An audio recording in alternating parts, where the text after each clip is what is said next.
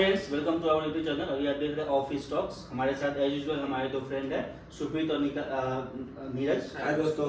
तो दोस्तों, आज का जो टॉक है हम लोग डिस्कस करेंगे जो पिछला मैच मैनचेस्टर में इंडिया और इंग्लैंड के बीच खेला गया था।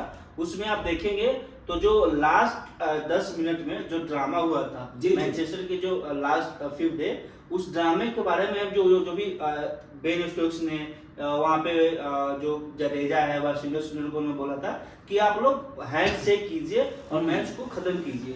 तो इसी बारे में हम आप दोनों से ये पूछना चाहेंगे कि ये जो जेस्टर था, क्योंकि वहां पे देखेंगे तो रविंद्र जडेजा 90 अबव खेल रहे थे और वाशिंगटन सुंदर 80 के आसपास खेल रहे थे। तो ये जो जेस्टर था, ये इस जेस्टर को आप एज ए स्पोर्ट्समैन स्पिरिट, इसको आप किस तरह से देखते हैं? नीरज, आप इस पर थोड़ा दर्शकों को बताइए।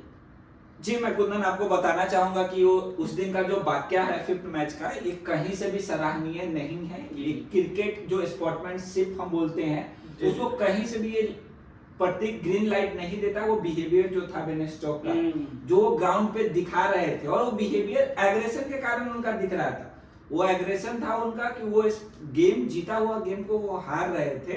तो वो एग्रेशन में वो क्या कर रहे थे, जो अपने जडेजा और वाशिंगटन सुंदर थे उनको वो पोक कर रहे थे एक तरह से। देखिए कि बार बार उनको बोल रहे थे कि हैंडशेक करो, मैच ड्रॉ करते हैं, हैंडशेक करो, मैच ड्रॉ करके खत्म करते हैं।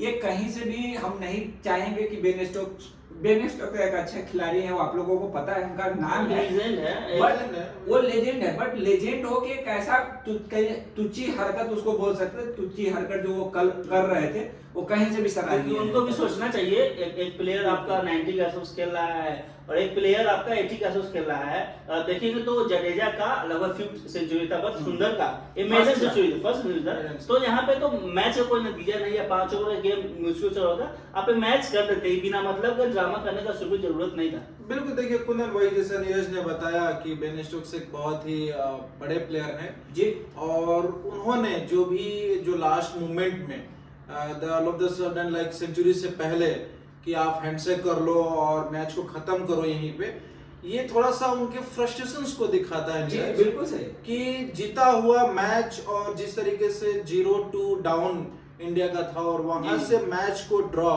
करना बहुत मुश्किल था, बहुत ही मुश्किल था, जो कि रेयर होता है। इंडिया ऐसे 4 to 5 टाइम्स ही कर पाई है मेरे हिसाब से। तो ये बहुत ही बड़ा एक अचीवमेंट था टीम इंडिया के लिए, और वही फ्रस्ट्रेशन ही बेन स्टोक्स का दिख रहा था कि यस, मैं फ्रस्ट्रेट हूं और आप सेंचुरी नहीं पूरा करिए।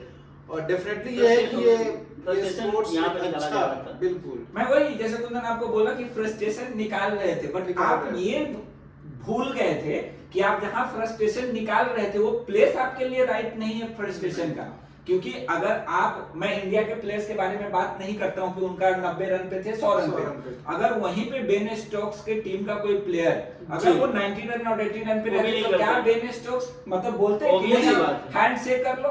कभी नहीं करते। मैं बेन स्टोक्स को चैलेंज देता हूं दोस्तों नीरज, कि अगर वो कभी 99 पर जाए टेस्ट मैच में खासकर, और अपना पारी को डिक्लेयर करते हैं, हैंडशेक कर ले। अगर वो जिस दिन कर लिए, मैं क्या बोलूं, वो जो कहेंगे मुझे मैं वो करने के लिए तैयार। इसी बात पर आप देखिएगा तो सुनील गावस्कर का ट्वीट आया था, उन्होंने क्या बोला कि ये तो दोहरी नीति हो रहा है ना कि आपको अगर डिक्लेयर करना था तो आप अपना 100 भी पूरा नहीं करते। आप अपना 100 अपने पारी में किया था, आपने क्यों इंडिया को लीड दिया 311 रन का? आपने लीड दिया 311 का, उसे बोलते 240 रन लीड देते, 240 100 का भी ले लेते, 50 आप अपना 100 पूरा नहीं करते। और 100 जितना में पूरा किए, लगभग आपने 20 ओवर के आसपास उसके बाद मैच हुआ। 100 पूरा करने के बाद 15 ओवर मैच हुआ।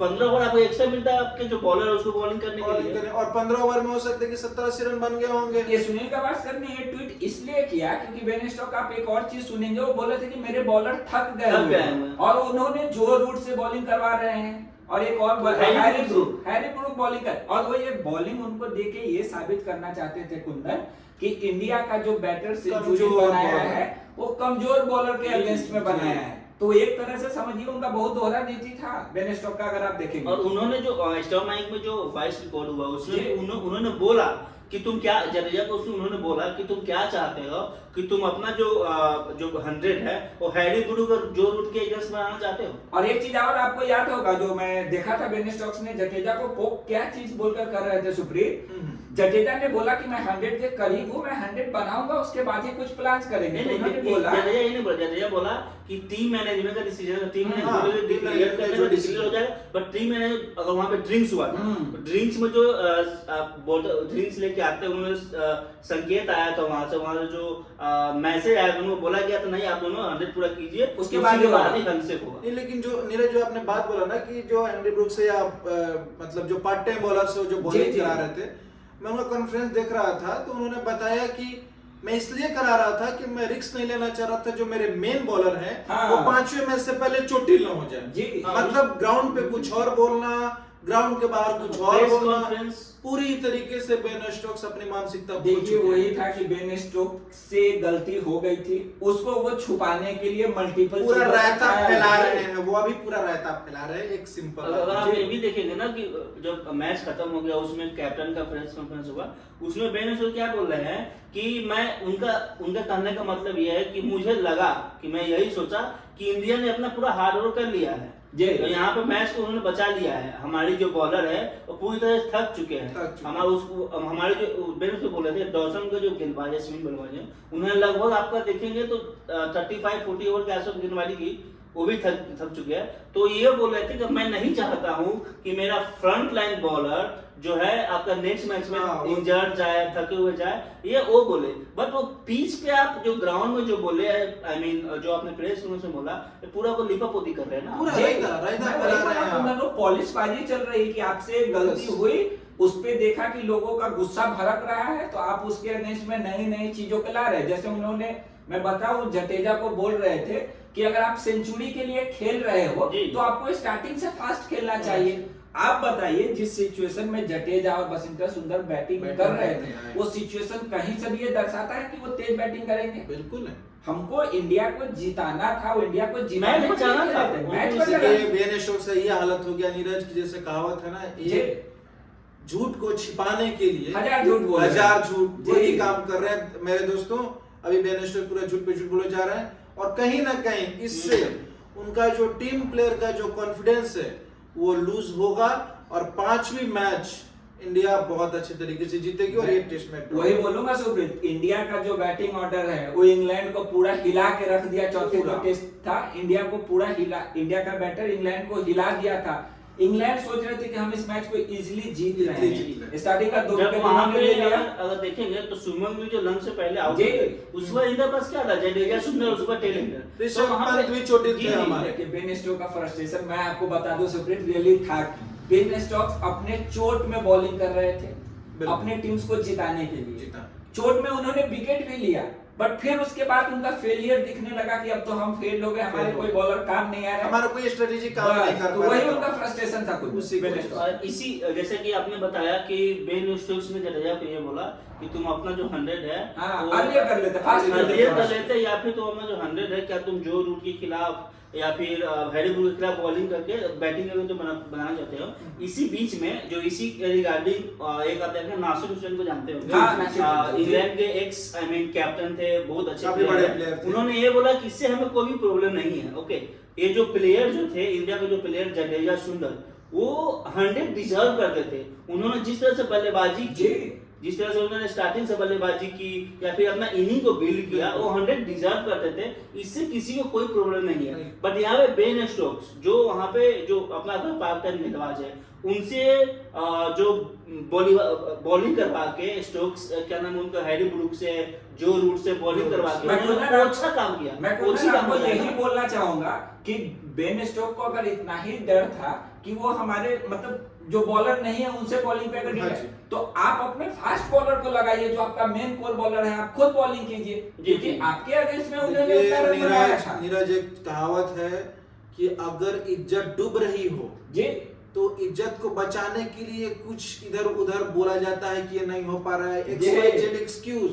तो वही बेन स्टोक्स दे रहे हैं कि चलो भाई इज्जत बच गई, क्योंकि हमारे टेल बॉलर जो बॉलिंग कर रहे थे और मैन बॉलर से हमने बॉलिंग नहीं करी। तो ये पूरी तरीके से ये मानसिकता दर्शाता है कि अगला टेस्ट मैच बेन स्टोक्स हार चुके हैं। इसी संदर्भ में एक ट्वीट आया था, अगर देखेंगे तो इंग्लैंड के जो एक्स कैप्टन थे लेस्टर कुक का, उन्होंने ये बोला था कि ये जो आपका जो लास्ट में कंट्रोवर्सी जो बेन स्टोक्स ने किया या जैसे भी हो गए कंट्रोवर्सी जो हुआ, ये आज का हेडलाइन नहीं होना चाहिए। आज का जो हेडलाइन होना चाहिए ये होना चाहिए कि भारत के जो बल्लेबाज हैं जितना डेडिकेशन डेडिकेशन ये दिखाया होती है रियल एक खेल भावना, स्पोर्ट्स स्पिरिट, ये एक रियल होती है जो इलेक्शन पुख्ता जो बड़ा खिलाड़ी होगा, जो क्रिकेट को ऑलरेडी समझता है। और बेन स्टोक्स ऐसा नहीं है कि छोटा खिलाड़ी, मैं तो अभी भी शॉक्ड हूँ कि बेन स्टोक्स ने ये गलती की कैसे। क्योंकि बेन स्टोक्स का आप नाम देखे होंगे, बेन स्टोक्स को देखिए, लोग जानते हैं कि अच्छे मतलब में कैरियर के लिए अच्छे जाने जाते हैं कि नहीं, बेन स्टोक्स का एक नाम है।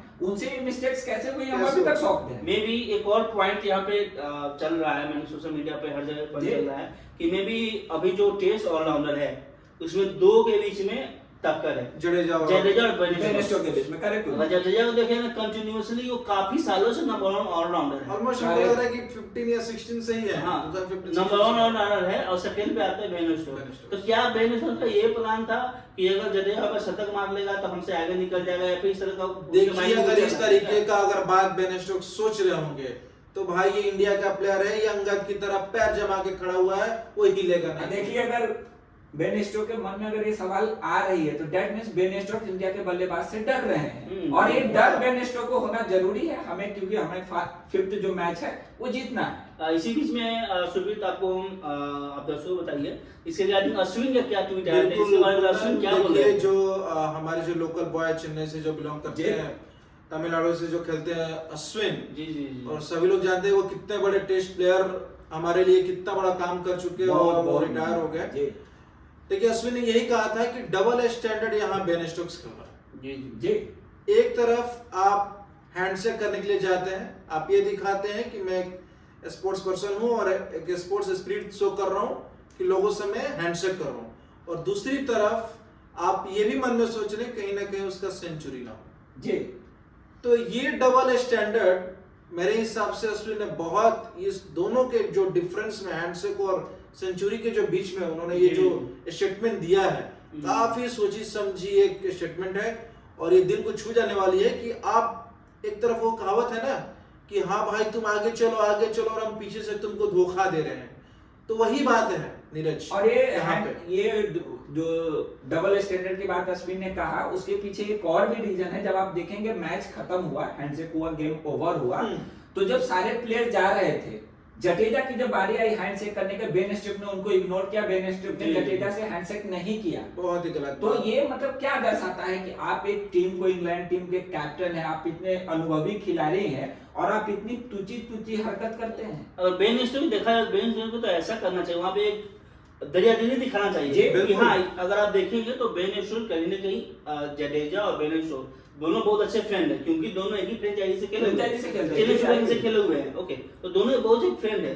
तो यहाँ पे जो बेन स्टोक्स के जेस्चर दिखाना चाहिए कि भाई तुम्हारा 100 पूरा हो रहा है, तुम खेलो तो अपना 100 पूरा, बहुत ही अच्छा खेला, उसके बाद आप तुम हैंडशेक करो और उनको शाबाशी देना चाहिए। उनको तो इवन प्रेस कॉन्फ्रेंस ये बोलना चाहिए कि वाओ ये आज हमारा जीता हुआ मैच उन्होंने लिया, और दोनों के बारे में बेन स्टोक्स को बात करना चाहिए, अगर वो बसिंदर सुंदर हो या रविंद्र जडेजा, ऐसा बोलना चाहिए था उन्हें, लेकिन वो यहाँ पे फेल हो गए, और ये पूरा फ्रस्ट्रेशन ही दिखाता है नीरज, और कोई बात। अब मैं दर्शकों से यही कहना चाहूंगा कि ये जो बेन स्टोक्स ने किया है ये कहीं से भी सराहनीय नहीं है, और ये कहीं से भी ये नहीं दर्शाता है कि स्पोर्ट्स में ऐसा होना चाहिए। आइदर आप कितने भी फ्रस्ट्रेशन एक अलग जगह पे है, आपका खेल के प्रति जो भाव है उसको एक अलग जगह पे रखिए, सब में प्यार मोहब्बत बना रहना चाहिए। और इसी वजह से देखें तो गौतम गंभीर ने भी प्रेस कॉन्फ्रेंस में एक टिप्पणी की थी।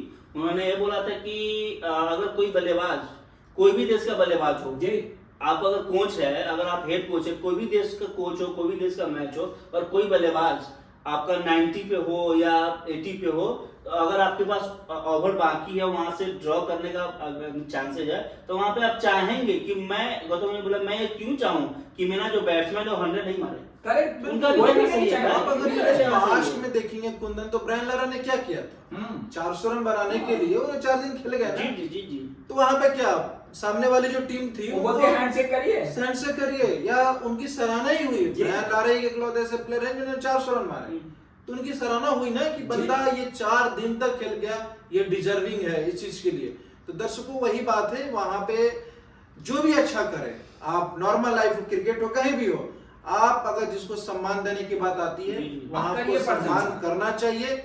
कभी भी दुख या जलन की भावना नहीं होनी चाहिए। नहीं होनी चाहिए। वो नॉर्मल लाइफ हो या कैसी भी सिचुएशन हो, ये हमें हमेशा याद रखना चाहिए। ओके, नीरज आपसे और सुप्रीत से हम एक बात और पूछना चाहेंगे। जी। जैसे कि पिछला मैच में आप देखे ऋषभ पंत पूरी तरह से इंजर्ड थे, बिल्कुल। उनका पैर की हड्डी टूट गई थी, फिर भी वो जो फर्स्ट इनिंग है उसमें उन्होंने बैटिंग करने आए, उसके बाद कुछ रन भी बनाए और सेकेंड इनिंग के लिए भी वो रेडी थे कि वो सोच रहे थे अगर विकेट गिरा तो मैं बल्लेबाजी करने जाऊंगा।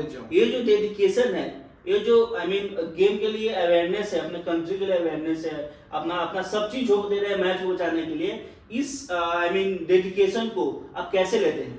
बहुत ही बड़ा डेडिकेशन नीरज। इसको मतलब अगर ऋषभ पंत तक अगर हमारी आवाज पहुंच रही होगी तो मैं उनको दिल से सैल्यूट करता हूँ। जी। और इसके रिगार्डिंग जब इंडिया टीम का हुआ ना कि इंडिया टीम मैच ड्रॉ हो गया, 87 खत्म हो गया, जब इंडिया टीम ड्रेसिंग रूम में गई तो वहां पे ऋषभ पंत के बारे में गौतम गंभीर ने पूरे टीम के सामने में ये बोला कि ये जो जीत है ये ड्रॉ नहीं, हमारे लिए जीत है। बिल्कुल जीत, ये इंडिया के लिए ड्रॉ नहीं थी, इंडिया के लिए बहुत बड़ी जीत थी। ओके, ये जो मैच का जो होता है ना जड़ जो है ना तुम्हारे कारण हुआ था, और तुमने वो स्पिरिट नहीं दिखाया जाता, तुम्हारा पैर टूटने के बाद भी तुम अगर ग्राउंड पे नहीं जाते तो हमारे जो प्लेयर उसमें तो उत्साह नहीं आती और ये शायद कर नहीं पाते। और उन्होंने ये भी बोला कि जो भी यंगस्टर इंडिया के है या फिर वर्ल्ड के जो भी यंगस्टर है, तुम इस तरह के जो अपना प्रेरणा बने हो, डेडिकेशन दे रहे हो, तुम सभी को इंस्पायर कर रहे हो। कुंदन, मैं वही बोलूंगा जो ये ऋषभ पंत ने किया वो काफी सराहनीय था, उसको हम अपने शब्दों में व्याख्या नहीं कर सकते हैं, बिकॉज वो एक बड़ी बात थी। और वो जैसे ऑलरेडी गंभीर ने बोला है कि वो मतलब बहुत सराहनीय था और ये इन्वेस्टर के लिए बहुत बड़ा उनका मतलब बने आइडल बन गए हैं। आप देखोगे आपका पैर फ्रैक्चर है, उसमें आप अपने पैर फ्रैक्चर का प्लास्टर होल्ड कर रहे हो बिकॉज और आप शूज बनवाया डॉक्टर और आगे आप मैच खेल रहे हो ग्राउंड में, और डॉक्टर आपको ये भी सलाह दे रहा है 6 सप्ताह तक आप कम से कम ग्राउंड पे नहीं जाएंगे। डॉक्टर के स्ट्रिक्ट डिसीजन के बाद, स्ट्रिक्ट बोलने के बाद, स्ट्रिक्टली डॉक्टर ने बोले तुम 6 महीने तक 6 वीक तक एटलीस्ट तुम ग्राउंड पे मत जाओ, फिर भी हो गए। देखिए वही मैं अभी डिस्कस कर रहे थे हम लोग, जो बेन स्टोक्स हैं वो क्रिकेट को कैसे देखते हैं और एक ऋषभ पंत को आप देखिए, ऋषभ पंत ने कैसे देखा है। यही डिफरेंस होता है एक महान प्लेयर में और एक वही बात है नीरज, एक कहावत है ना कि हमारी एक ही सिक्के के 2 पहलू होते हैं, तो क्रिकेट एक सिक्का और हेड और टेल, हेड हो गए आपके ऋषभ पंत और टेल हो गए नीचे के। तो दोस्तों अगर अब हमारा जो नेक्स्ट टॉक है, जो नेक्स्ट बार जो डिस्कस करने जा रहे हैं कि इंडिया और इंग्लैंड के बीच जो 5th टेस्ट जो खेला जा रहा है वो टेस्ट खेला जाएगा ओवल में। जी, ओवल में होने वाला। ओवल जो इंग्लैंड में ही है, इंग्लैंड जो टाउन है वहाँ पे ही, लंदन में ही है ओवल, वहाँ पे मैच खेला जाएगा। और आप देखेंगे तो अभी आप मौसम का कंडीशन ये है कि अभी वहाँ पे बारिश हो रही है, दिन में ही बारिश हुई थी, शाम में ही बारिश हुई थी, बट परसों भी एक दिन का गैप है, परसों मैच होने वाला है। और देखेंगे तो ओवल पे देखेंगे तो इंडिया अभी तक 15 मैच खेली है, उसमें से 2 जीते हैं, 6 हारे हैं और 7 मैच ड्रॉ हुई जी। यहाँ पे देखेंगे तो ठीक है, आपका जो मैनचेस्टर है उससे थोड़ा बेटर रिकॉर्ड यहाँ पे है। कुंदन वो रिकॉर्ड मैं सुप्रीत को और अपने दर्शकों को बता दूं, अगर देखेंगे सुप्रीत तो इंडिया 1971 में एक मैच जीती थी, एक मैच, उसके बाद 1971 के बाद अगर आप रिकॉर्ड देखेंगे तो काफी लंबे समय बाद 2021 में मतलब 50 इयर्स बाद उन्होंने एक मैच जीता था। तो ये जो आप ड्यूरेशन देखते हैं, जैसे मैनचेस्टर का हमने ऑलरेडी देखा था, वहां भी 89 इयर्स का डिफरेंस था जो इंडिया जीती ही नहीं हुई है। और यहाँ पे भी रिकॉर्ड देखेंगे तो कुछ खास इंडिया के पक्ष में है नहीं, बट होप जो हमने पिछले मैच हमने पहले मैच में भी बोला, पहले ही बोला था नीरज, मैनचेस्टर से पहले भी अपने दर्शकों को कि इंडिया ये मैच जीतेगी, और वहां इंडिया मैच जीती ही। आप देखिए ड्रॉ तो ड्रॉ ही कराएगा, मैच जीते नहीं जीते, जो करोड़ों हिंदुस्तानवासी हैं उनका दिल जीता है इंडिया, टेस्ट मैच जीता है। और आप देखेंगे जो ये भी घटना हुई, जो वाकया हुआ जो लास्ट मैच में, इससे आप देखेंगे तो इंडिया टीम की हौसला और ज्यादा अफजाई हो चुकी है बहुत ज्यादा। अगर आप देखेंगे तो ये भी क्वेश्चन मार्क है ना कि नेक्स्ट में जो बेन स्टोक्स खेलेंगे या नहीं, क्योंकि बेन स्टोक्स अभी इंजरी से जूझ रहे हैं और उनके अभी बेन स्टोक्स रूल्ड आउट नहीं हुए, बट एक प्लेयर है आप देखें ओवर्टन जो कि same to same Ben Stokes के रिप्लेसमेंट है, वो भी टीम में आउट हुए, इन हुए हैं। बट बेन स्टोक्स भी टीम में है, उनको रूल्ड आउट अब तक नहीं किया गया, बट ओवर्टन को टीम में शामिल कर लिया गया है। और फिर एक बड़ी क्वेश्चन मार्क है कि जोफ्रा आर्चर नेक्स्ट मैच में खेलेंगे नहीं, क्योंकि उनको भी थोड़ी मोड़ी इंजरी है। तो ये भी क्वेश्चन मार्क है कि अगर आप देखेंगे तो इंग्लैंड उनकी जो बेस्ट अटैक है, बॉलिंग अटैक में भी उस बेस्ट अटैक के साथ नहीं जाए, क्योंकि अगर आप देखेंगे तो क्रिस वोक्स वो भी 4 मैच कंटिन्यूअसली खेल चुके हैं। यहाँ पे उन्होंने 170 ओवर के आसपास ऑलरेडी बॉलिंग कर चुका है क्रिस वोक्स, तो उनका भी खेलना क्वेश्चन मार्क है कि जो भी बेस्ट अटैक है उसे इंग्लैंड जाती है या नहीं जाती है। वो तो अपने दर्शकों को बताएंगे, बिल्कुल जो प्रेडिक्टिव जो प्लेइंग 11 जो कल हम वीडियोस में आएंगे वहां पर बताएंगे, लेकिन इंडिया की तरफ से भी कुछ बदलाव संभव है और इंग्लैंड की तरफ से एक बार वो पिच का आप बता दें कि पिच का क्या कंडीशन है, वो क्या है ना कि ये मिली-जुली कंडीशन है, वही बैटिंग पिच है, बॉलिंग पिच है, कब चेंजेस उसकी बड़ा वेरिएशन लास्ट मैच इंडिया जो खेली थी ना वहां पे जो लास्ट मैच इंडिया खेली थी 2021 में, उसका आप समरी देखेंगे तो इंडिया ने फर्स्ट इनिंग में 191 का स्कोर किया था। काफी लो स्कोर देखेंगे तो विराट कोहली 50 रन का योगदान दिया था और लास्ट में शार्दुल ठाकुर ने 57 रन बनाया था। और वहां पे विकेट देखेंगे तो उस समय ओली एक रॉबिन्सन बहुत अच्छे बल्ले गेंदबाज थे, क्रिस वोक्स ने भी 4 विकेट लिया था, रॉबिन्सन ने भी 3 विकेट लिया था।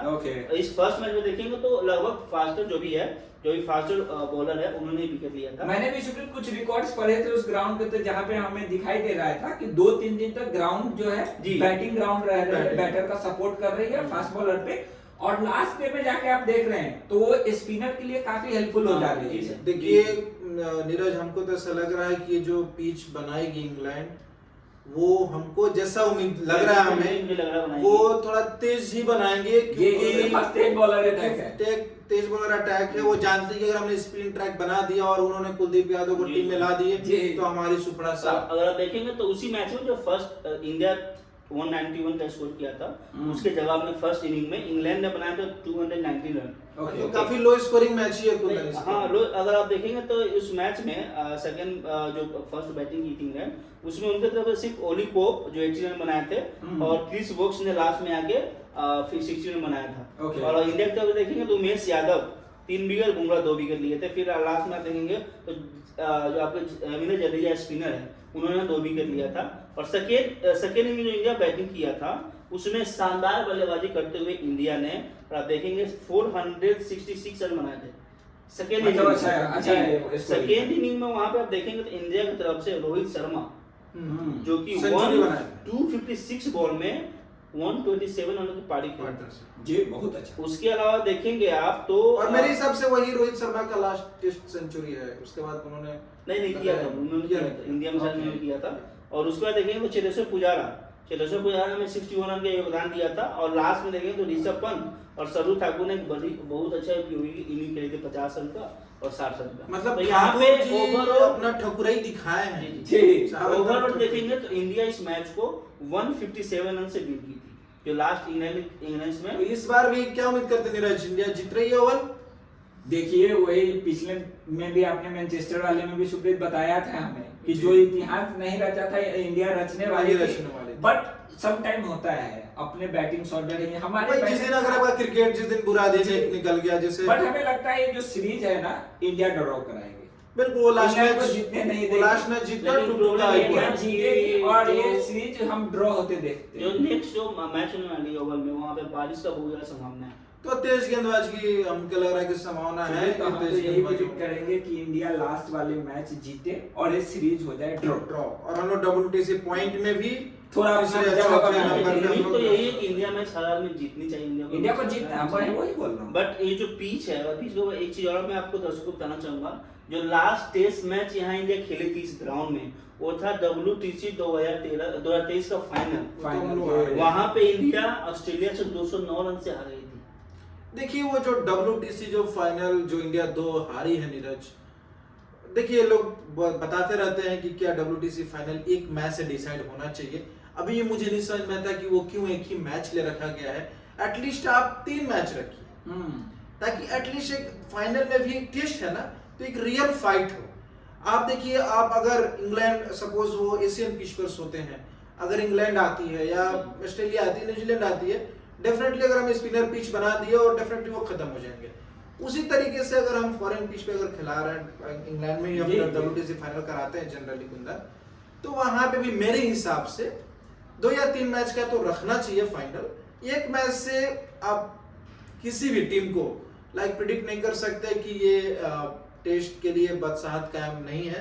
मेरे हिसाब से 2-3 मैच होना चाहिए। जी, और इसी के साथ कुंदन मैं एक और सवाल आपसे पूछना चाहूंगा। ये सवाल मतलब काफी दिनों से मैं सोच रहा था कि आप लोगों से पूछूं। टीम्स में आप हार्दिक पांड्या को देखना चाहते हैं या नहीं? क्योंकि मेरे को लगता है कि हार्दिक पांड्या होते, क्योंकि उन्होंने टेस्ट कितना खेला है वो रिकॉर्ड मुझे आइडिया नहीं है मुझे कुंदन। जरा एक बार हार्दिक पांड्या के बारे में आप अपने दर्शकों को बताइए कि क्या बताना है। चाहेंगे। हार्दिक पांड्या ने अभी तक वो टेस्ट के लिए संन्यास नहीं लिए जी। हैं। उनका जो BCCI का भी जो भी है या फिर जो NCA का जो डॉक्टर या फिजिशियन वो बोल रहे हैं कि हार्दिक पांड्या को वर्क लोड मैनेज करने के लिए टेस्ट नहीं खेलना चाहिए, क्योंकि वो टेस्ट खेल रहे हैं तो टेस्ट में हम जानते हैं कि 5 दिन तक फील्ड में रहना, फिर बॉलिंग करना, ये हार्दिक पांड्या का बॉडी के लिए सूटेबल नहीं है। कुंदन, यहाँ पे मेरा एक सवाल रहेगा कि हम वर्कलोड मैनेजमेंट पे कुछ ज्यादा नहीं देख रहे हैं कि वर्कलोड मैनेजमेंट के कारण हम बहुत सारे ऐसे प्लेयर को है ड्रॉप करके रखे हैं जो हमारे गेम्स पे इम्पैक्ट आ रहा है। बिल्कुल उसको नीरज, लेकर। मैं इसमें आपके बात से मैं एग्री करता हूँ। अगर आप कुंदन सोचिए, जो पहले जैसे हम जहां तक क्रिकेट देखते थे 2003 से या 8-9 तक, जी। जब तक हमारा IPL नहीं आया था, उस समय तक अगर आप देखिए हमारे पास ऐसा उतने कुछ था नहीं। प्लेयर नहीं थे, उतने प्लेयर जी, लिमिटेड थे हमारे पास। लिमिटेड, जो हमारे लक्ष्मण, द्रविड़, गांगुली, सचिन, राइट, क्या उनके पास वर्कलोड आपके वहाँ मोहम्मदिया, पे आपके देखिए, जहीर खान हुए, आपके हरभजन सिंह हुए, ये 7-8 प्लेयर वहाँ पे भी अब आप कंटिन्यूअस देखिएगा। टेस्ट और वनडे खेलते वहाँ हैं। पे आप देखिएगा तो वहाँ पे भी बॉलर का वर्क में लोड मैनेजमेंट होता था वहाँ उस टाइम पे भी, बट गेंदबाज इतना नहीं में होता होता होता है। गेंदबाजों वहाँ पे देखिए वहाँ इंजरी बहुत होती थी। आप देखेंगे आशीष नेहरा अपने आधा से कैरियर में इंजर्ड रहते थे, तो वैसा ही अजीत अगर के साथ देखिए हमेशा अजय इंजर्ड अगर करते के थे। साथ हुए। लेकिन देखिए कुंदन में वही हम लोगों ने दर्शकों को अपने बताया भी है कि हमको तो नहीं मालूम है कि NCA में किस तरीके से या क्या मैनेजमेंट जी, होती जी। है फिटनेस के ऊपर में, लेकिन आपको कहीं ना कहीं ऐसा नहीं लग रहा है कि जो कुछ इस समय क्रिकेट के अंदर में वर्क लोड मैनेजमेंट उस पे थोड़ा काम करने की जरूरत है। ज्यादा ही हवा बनकर बाहर आ रहा और है। मेरे हिसाब से अगर हार्दिक पांड्या यहाँ पे होते तो आपको एक लगभग out and out fast bowler मिलता, क्योंकि जी। उनका जो बॉलिंग का स्पीड है 135 to 40 के उसमें बॉल बिकते हैं। और अब उनका स्टैट भी देखेंगे तो 11 मैच टेस्ट खेले हैं, उसमें देखिएगा तो 532 रन उन्होंने बनाया है। देखिए, स्कोर भी अच्छा किया उन्होंने। उनका एवरेज भी 30 प्लस का है 30 और उनका हाईएस्ट स्कोर देखिएगा तो वो बनाए हैं लगभग 108 रन।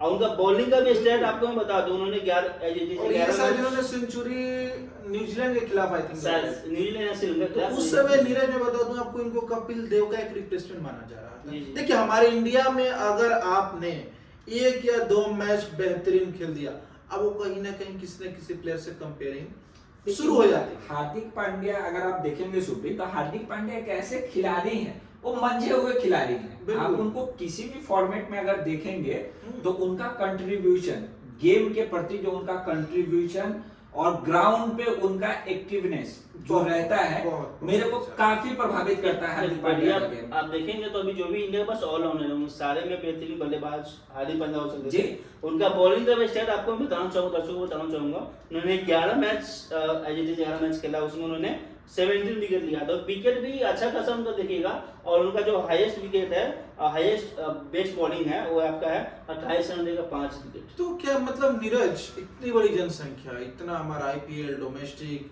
काउंटी क्रिकेट, ये सब, क्या हम 2 हार्दिक 3 हार्दिक पांड्या नहीं बना पा रहे? देखिए, प्लेयर ऐसा नहीं है कि हमारे पास नहीं है।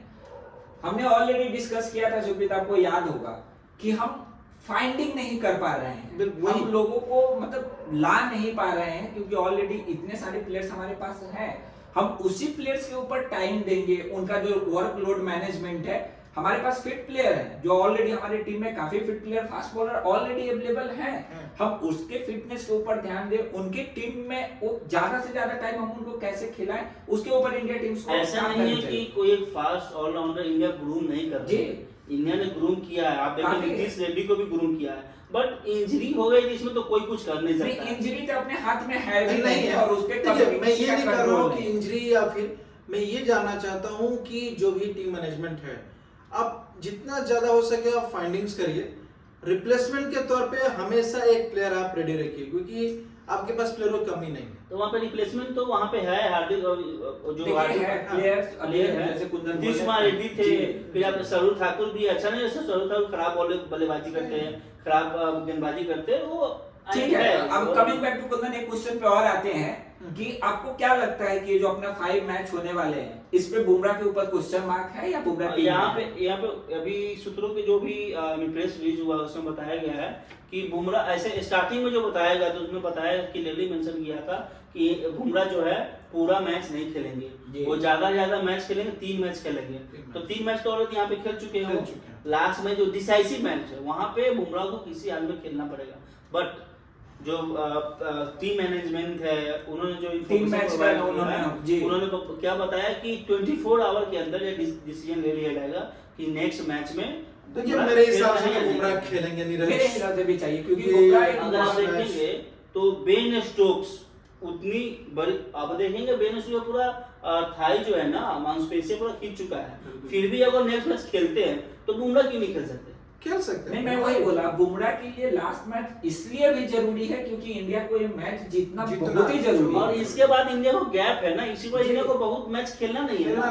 तो आप बुमराह खेलेंगे मेरे हिसाब से 100% बुमराह। जाते जाते नहीं गुंदन, अभी मैनेजमेंट क्या डिसीजन लेती है। और एक क्वेश्चन मेरा और है आपसे, जो अभी रिसेंटली एक हम कहीं पे पढ़ रहे थे, कुछ एक नए रूल्स के बारे में डिस्कशन चल रही थी कि इन द मैच के दौरान जो आपके सिलेक्टेड प्लेयर हैं उनको मेजर इंजरी हो जाती है, वो मतलब जैसे फ्रैक्चर हो गया, वो खेल नहीं पाएंगे, मतलब किसी भी कीमत पे। ये नहीं मांसपेशिया में खिंचाव आ जाए, ये सब कंसीडर नहीं होगा। मेजर इंजरी उनका है, फ्रैक्चर्स वगैरह की वो नहीं आते हैं, तो उनके जगह पे एक नया रिप्लेसमेंट सेम, अगर वो ऑलराउंडर है तो ऑलराउंडर, आप उनका रिप्लेसमेंट से कितना सहमत है?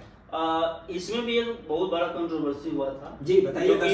जो मैच खत्म हुआ था ना, उसके बाद जो प्रेस कॉन्फ्रेंस हुआ था उसमें बेन स्टोक्स से ही एक क्वेश्चन किया गया था कि जो भी एक्स प्लेयर है या फिर जो भी लीजेंड है, वो ये बोल रहा है कि अगर प्लेयर सही में इंजर्ड है, कोई फ्रैक्चर वगैरह है, तो इसमें आप लाइक टू लाइक रिप्लेस कर सकते हैं। तो बेन स्टोक्स उन्होंने बताया क्या कि ये जो बात बोल रहे हैं ये सरासर गलत है, ये होना नहीं चाहिए। अगर ऐसा करेंगे तो हर एक जो फास्ट बॉलर है उनका हमेशा कुछ ना कुछ हिला ही रहता है।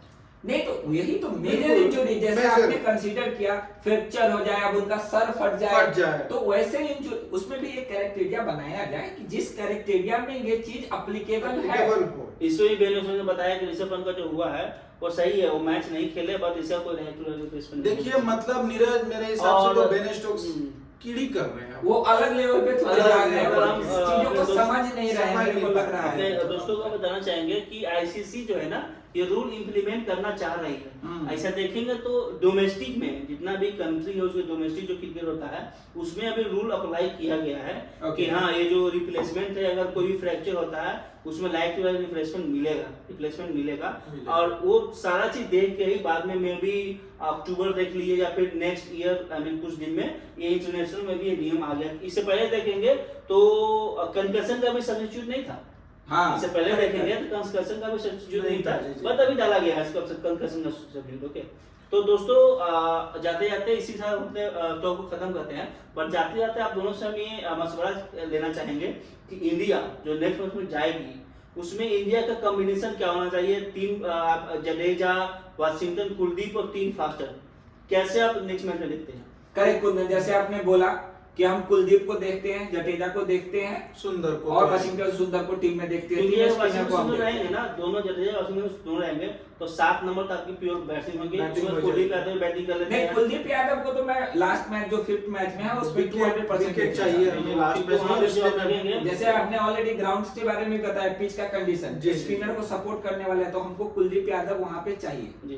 तो दोस्तों इसी के साथ आज का टॉक यहीं पे हम खत्म करते हैं। आप लोगों से रिक्वेस्ट है प्लीज कमेंट में आइए और कमेंट में आप कमेंट कीजिए कि बेन स्टोक्स जो एक कंट्रोवर्सी चल रहा है, जो बेन स्टोक्स ने बयान दिया है, जो बेन स्टोक्स ने जो हरकतें की है ग्राउंड पे, ये रियली एक गेम ऑफ स्पिरिट को आई मीन प्रोत्साहित करती है, सपोर्ट करती है, नहीं करती है। दोस्तों तो प्लीज रिक्वेस्ट है कि आप लोग हमारे वीडियो को शेयर कीजिए, लाइक कीजिए, कमेंट कीजिए। इसी के साथ आज का टॉक यही खत्म होते हैं। नमस्कार, जय हिंद दोस्तों।